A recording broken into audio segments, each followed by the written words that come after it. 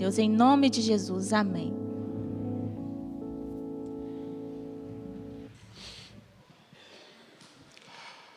Vamos abrir nossas Bíblias no livro, na carta de Paulo, a segunda carta de Paulo a Timóteo, capítulo 1, apenas 2 versículos, os versículos 6 e 7. Timóteo, segunda carta de Paulo a Timóteo, capítulo 1, os versos 6 e 7. Você pode também aproveitar a projeção do texto. E nessa manhã eu gostaria de falar com vocês, olhando para esses 2 versículos, com a ideia: reaviva o dom que há em ti. Reaviva o dom que há em ti. 2 Timóteo, capítulo 1, versículos 6 e 7, assim nos diz a palavra de Deus. Por esta razão, pois, te admoesto, que reavives o dom de Deus que há em ti, pela imposição das minhas mãos. Porque Deus não nos tem dado espírito de covardia, mas de poder, de amor e de moderação. O livro de Jó começa com a pergunta de Deus ao diabo: de onde vens? E ele responde: de rodear a terra. Eu fico pensando que o diabo está trabalhando muito nos nossos tempos, rodeando demais a terra. O diabo tem exercitado seu mal sobre a igreja.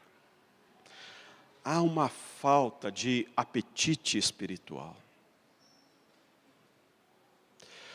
Há uma inanição espiritual. Há uma mediocridade pairando sobre a igreja na sua relação de profundidade com Deus. Há uma frieza espiritual que é a marca dos tempos nossos. Se o diabo não puder impedir, e ele não impede nossa conversão, o seu alvo então passa a ser nos transformar em cristãos insípidos.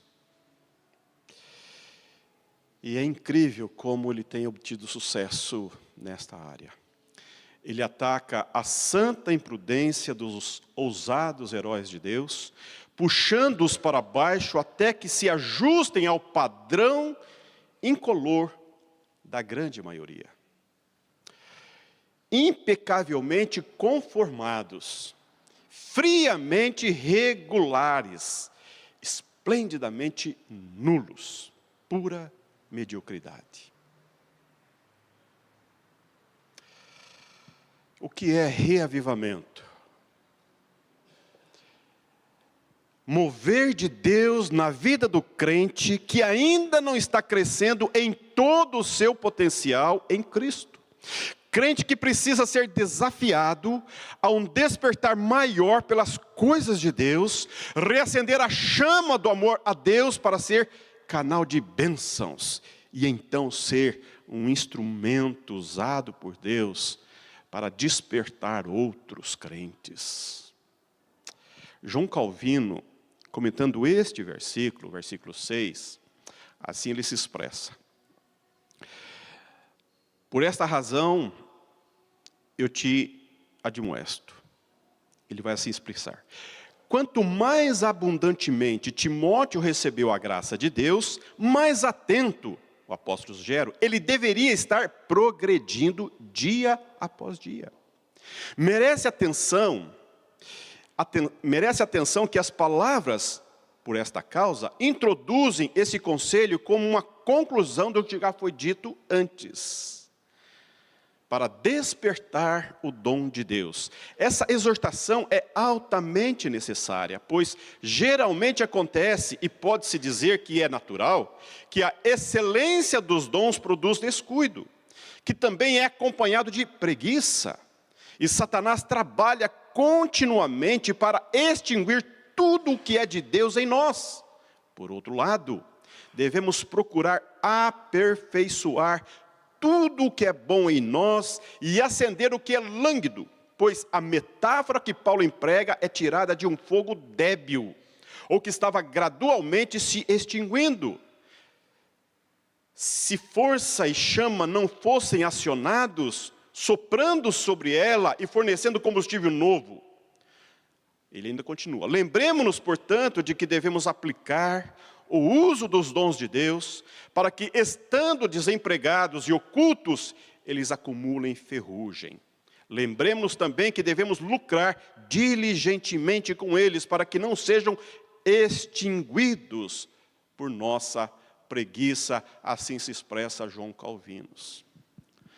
Há momentos em nossa experiência, quando as chamas de Deus estão quase se apagando e precisam ser reavivadas em nosso coração.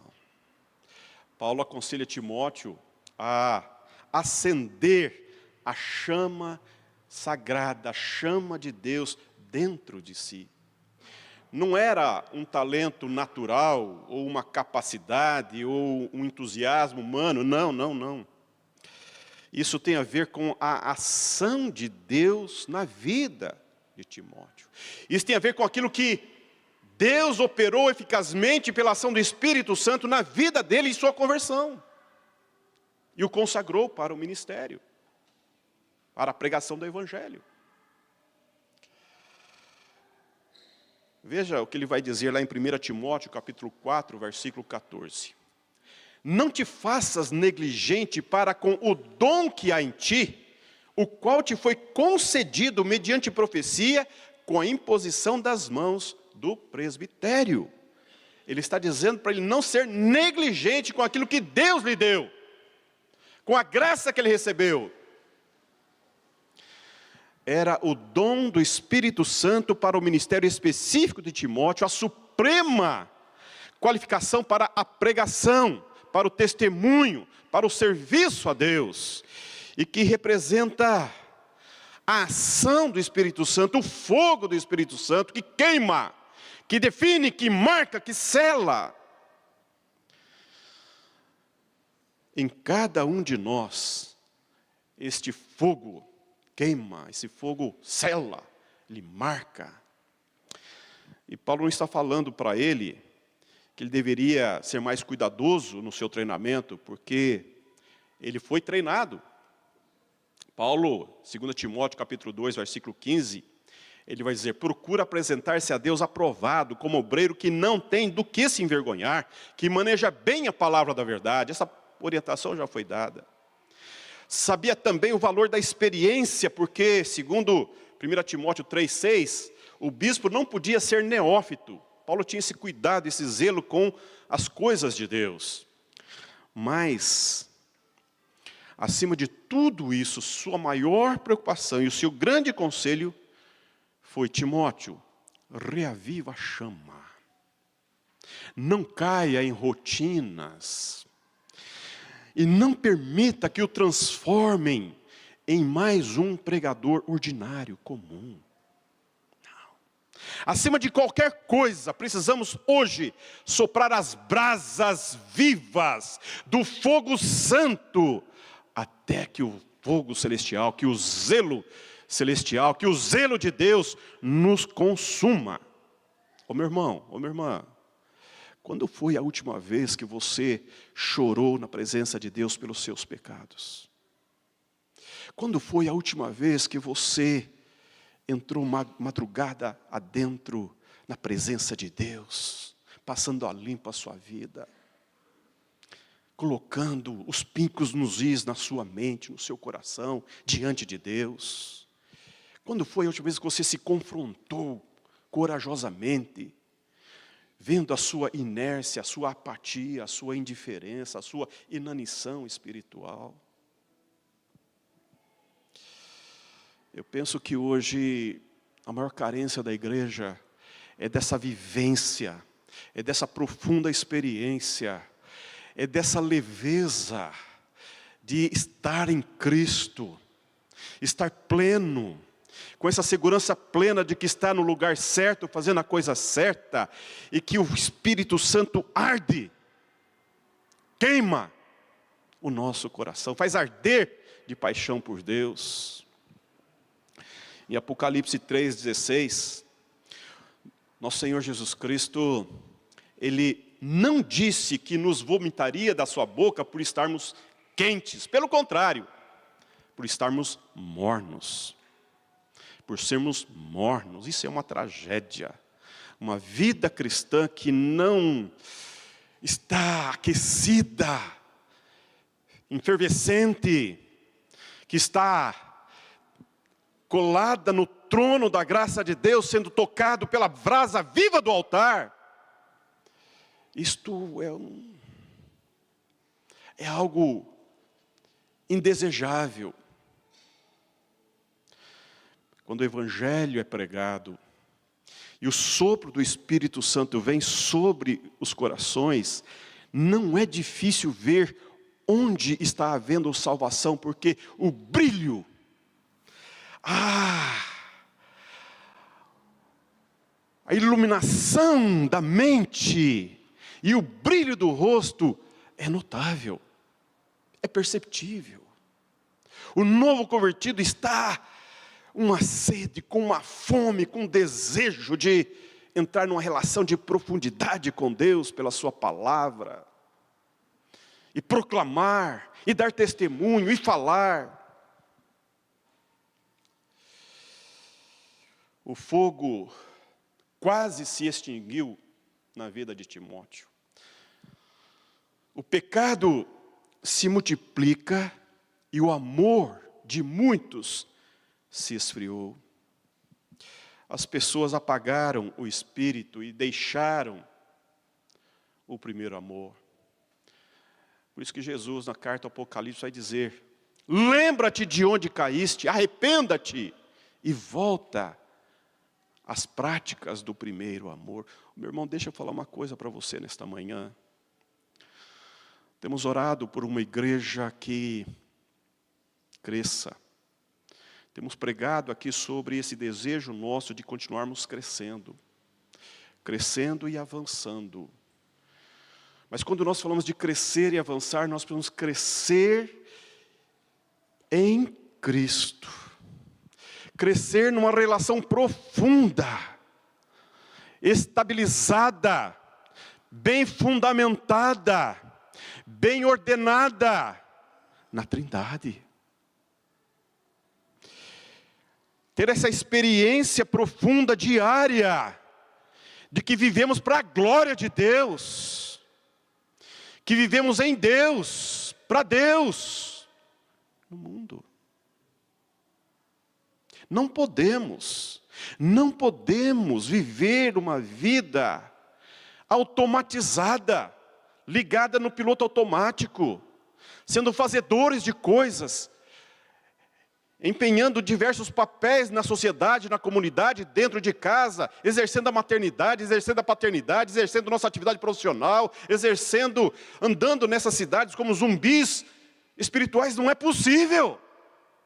É preciso que nós tenhamos a consciência, a segurança de que estamos em Deus, de que o que arde em nós é fogo de Deus, é presença de Deus.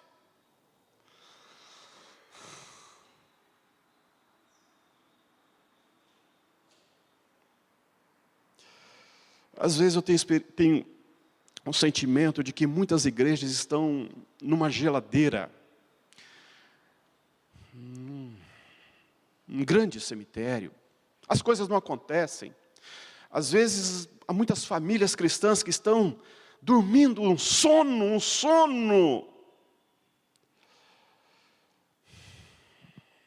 Não despertou.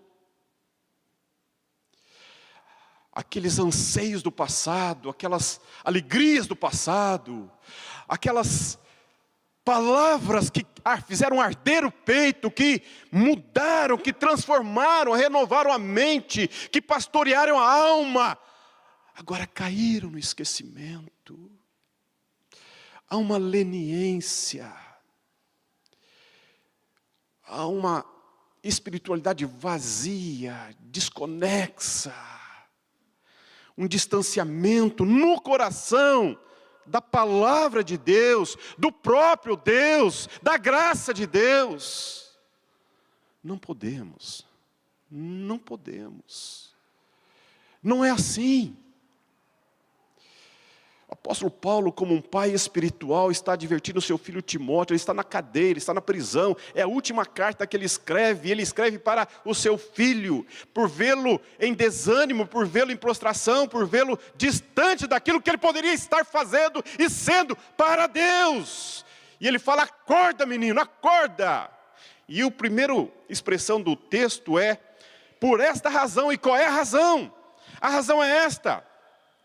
Ele vai dizer no versículo 4: lembrando das tuas lágrimas, estou ansioso por ver-te, para que eu transborde de alegria, pela recordação que guardo da tua fé sem fingimento, a mesma que primeiramente habitou em tua avó Loide e em tua mãe Eunice, e estou certo que também está em ti.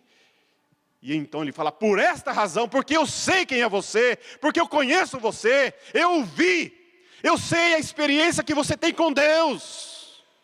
Por esta razão, desperte, reavives, anima-te, busca. Ô meu irmão, a igreja precisa às vezes ser saculejada por Deus, movimentada por Deus, para tirar a poeira, pegar a Bíblia e dar uma soprada, para que saia o pó, abri-la de vez em quando, para que possa sair da inércia dos textos e entrar no peito, no coração, na alma, para que de fato haja uma relação de fé, que sustenta, que firma, que dá sentido para a vida. Jesus vai dizer que Ele é o bom pastor, e Ele vai dizer: o ladrão vem somente para roubar, matar e destruir. Eu vim para que tenham vida e vida em abundância. Esta vida cheia de sentido, cheia de leveza, esta vida potente, essa vida cheia de graça, que abraça as nossas misérias, que abraça as nossas inconsistências, que sustenta-nos nas nossas fragilidades, que firma os nossos pés em tempos de fraqueza, em tempos de perda, em tempos de dúvidas, em tempos de insegurança. Ele nos conduz triunfantemente, Ele nos sustenta. Essa segurança, essa certeza, essa vivência diária, para que a gente possa de fato, como nós cantamos: brilha Jesus, brilha Jesus, brilha Jesus, brilha em mim.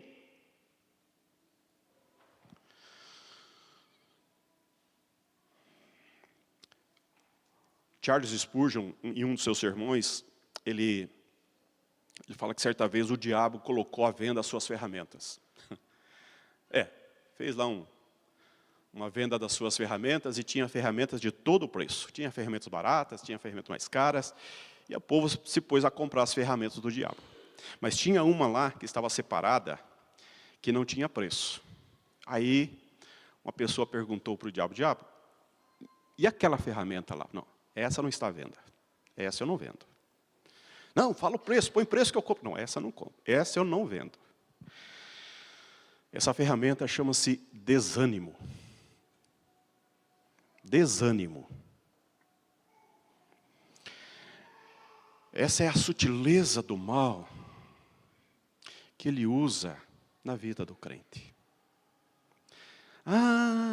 Estou tão cansado. Por que foi me acontecer isso? Ai, meu Deus, esse povo que da igreja não é crente não, esse povo não é de Deus, e essa doença, o que eu vou fazer com ela? Sabe essas coisas? Sabe como? Essa autocomiseração. E a gente começa a pensar que tudo está difícil, está muito difícil, está tudo muito difícil. Vivemos numa cultura que as pessoas querem suprimir a dor, eliminar a dor, tirar a dor. A dor não faz parte da vida. Fica sublimando a dor, fica fazendo cara de paisagem. Quer anular a cruz, quer neutralizar a cruz. Quer ir para a ressurreição sem passar pela cruz. Isso não é cristianismo. Isso não é vida cristã. A vida cristã é esse desejo, é esta segurança de que a cruz me está proposta, e a cruz tem um nome.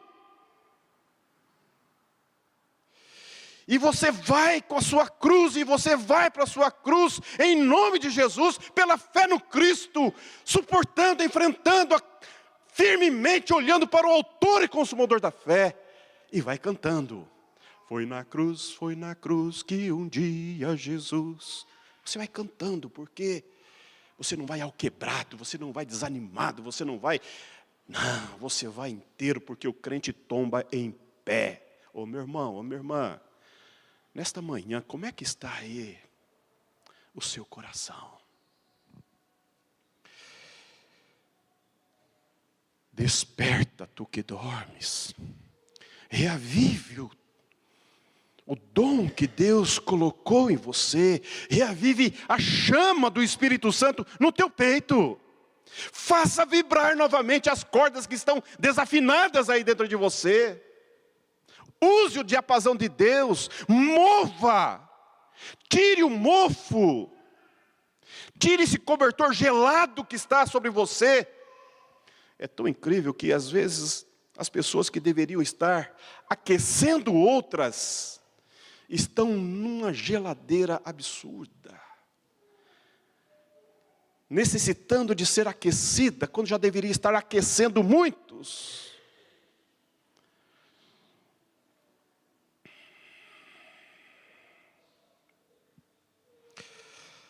Vale a pena, meu irmão, vale a pena ir até os extremos, por mais que pareçam absurdos, ir ao encontro de Deus para se manter as brasas vivas. As brasas vivas. Ana foi encontrada no templo, em horário que não era hora de oração, e o sacerdote a teve por embriagada. Ela vai dizer, não, não, meu Senhor, não. Eu sou mulher atribulada de espírito, eu não bebi nem vinho, nem bebida forte, eu venho derramando a minha alma perante o Senhor, eu venho lançando diante dele o meu desespero, a minha angústia, o meu desânimo, a minha frustração, a minha descrença, eu venho colocando, eu estou tratando-me diante do meu Senhor, do meu Deus, eu estou me comunicando com a minha alma diante de Deus.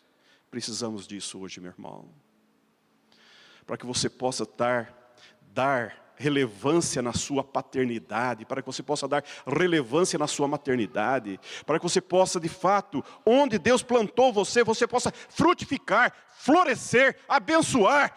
É desejável que você esteja aquecido, aquecida, com brasa viva do poder do Espírito Santo vibrando no teu peito. Não menos que isso, não menos que isso, não menos que isso.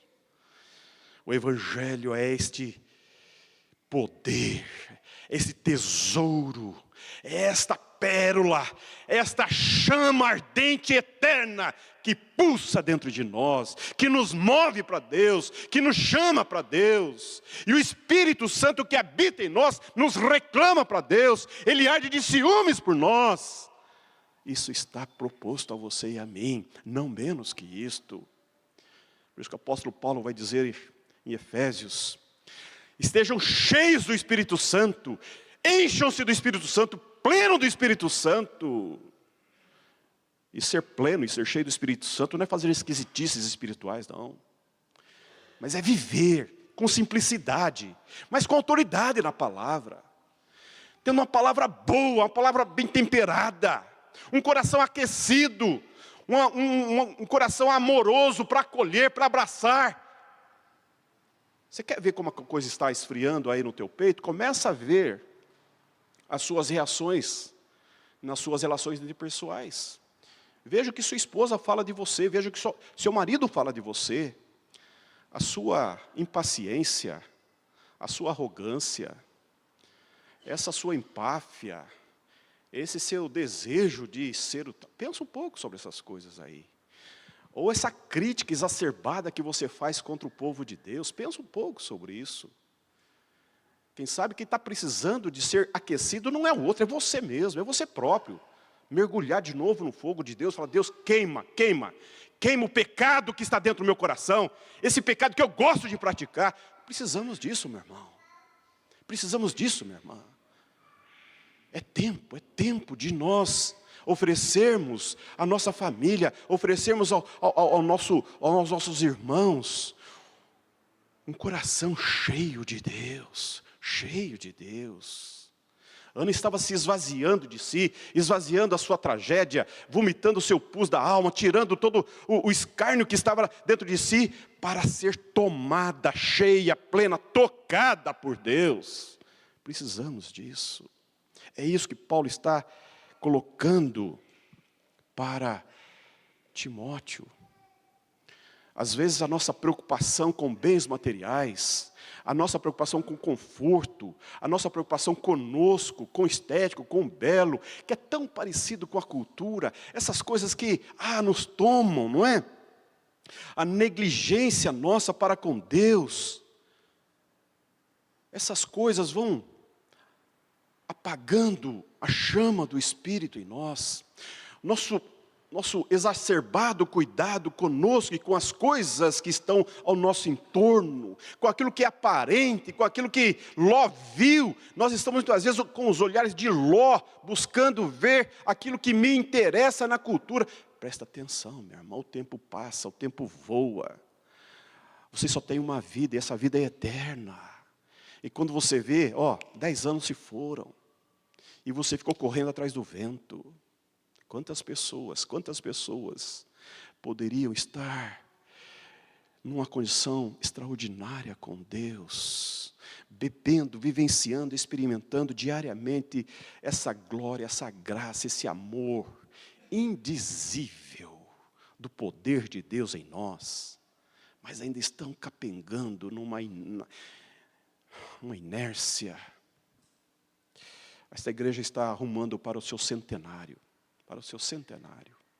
E quando nós olhamos a história desta igreja, nós temos que, de joelhos, agradecer a Deus, de joelhos, pelo que Deus tem feito na história desta igreja, de homens e mulheres lá do passado, que se gastaram, que se dispuseram, que investiram o seu tempo, que investiram seus recursos, que deram a sua vida ao Senhor Jesus, e aqui construíram tudo que você tem, tudo que nós temos aqui, foram as gerações anteriores que nos deram. Recebemos isso gratuitamente, amorosamente. Esses irmãos do passado, com seus esforços, com sua dedicação, com seu amor, em desejo de ver a obra de Deus prosperando. Em cada canto dessa cidade há uma marca do ministério dessa igreja, por plantação de igreja, por pastores que estão pastoreando, que saíram daqui dos bancos da igreja. Por quê? Porque essa obra é santa, essa obra é do Senhor. É Ele que mexe, é Ele que provoca, é Ele que faz a obra, lá e cá. Esse é o nosso tempo. Esse é o nosso tempo de fazer história para Deus nesta igreja. Esse é o nosso tempo de arregaçarmos as mangas e falar, sim, Senhor, eis-me aqui, envia-me a mim. Sim, Senhor, eu quero mais do Senhor, eu tenho sede de Ti, eu tenho sede da Tua palavra. Esse é o nosso tempo, meu irmão. Esse é o nosso tempo, minha irmã. Para legarmos aos nossos filhos e aos nossos netos uma igreja vibrante, uma igreja aos pés da cruz, uma igreja cheia do poder do Espírito Santo, que proclama que quem salva é só Jesus. É o nosso tempo, porque também passaremos, como as outras gerações passaram, também nós passaremos. Mas o Evangelho continua prosperando, porque nós somos bons depositários da multiforme graça de Deus. Que Deus te abençoe. Eu quero